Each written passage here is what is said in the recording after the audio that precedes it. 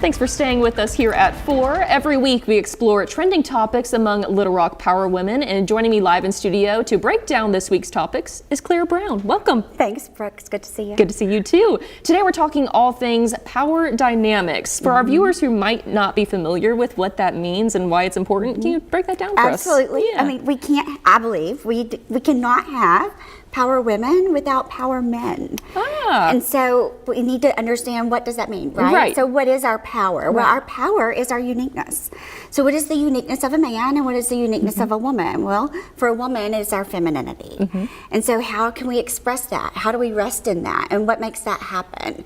Well, that happens when we feel safe, when we're pursued, we are protected, and we are provided for.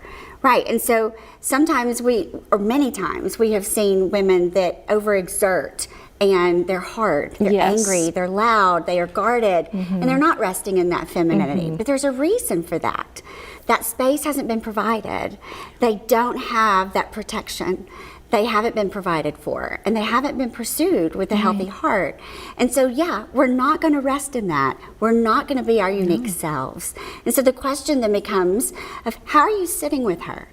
How are you holding her hand and asking her, what is your journey?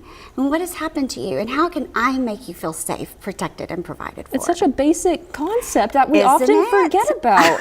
Like just being that person for someone, another woman. I know. And then the thing is it's so many levels deep. It's in romantic relationships, interpersonal relationships, work relationships. It carries over into our government and how we regulate women.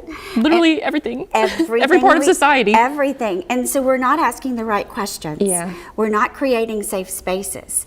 And so we shouldn't have the expectation for women to step into that masculine space to provide, protect each other, protect our children, and pursue one another instead of not pursuing and doing the things and resting in our femininity anymore. Very important reminders. I think that we all need to practice this daily, you know? Right. Just don't forget about it. It's easy to forget, but we need to make that extra effort. Right, it is. It's a conscious effort. It is. You know, and so the pendulum can never go too far one direction, and when it does, things are going to get out of kilter, and there's going to be you're going to hear a lot of loudness, right? And so you've heard, I'm woman, hear me roar. Well, there's a reason for that. She's not being heard.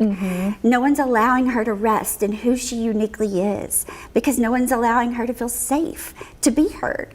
And so, not to put blame everywhere, however, if you don't want us to step into a space where we don't belong, then step up, step in it so we don't have to. I like that. It's easier said than done for some, but it shouldn't be. It shouldn't. No. Simple concept here. Well, are we seeing a growing number of younger people redefine power? We are, and it's interesting because we now have more single women owning homes than ever before. We have more women stepping into executive positions than we ever have before. And that's also indicative of the fact that that masculine femininity trend has changed. Yeah, and so it is shifting. Is that good or bad? I'm not one to determine that. However, these are the reasons why. And if you don't want those, then shift your own behaviors. Make some changes. That's right. And so don't have the expectation for others to be any different when you haven't done the work. Very good reminders, Claire. Thank you so much for coming on today. Thanks for having me. We look forward to discussing these topics with you, and we'll see what next week's is. Okay.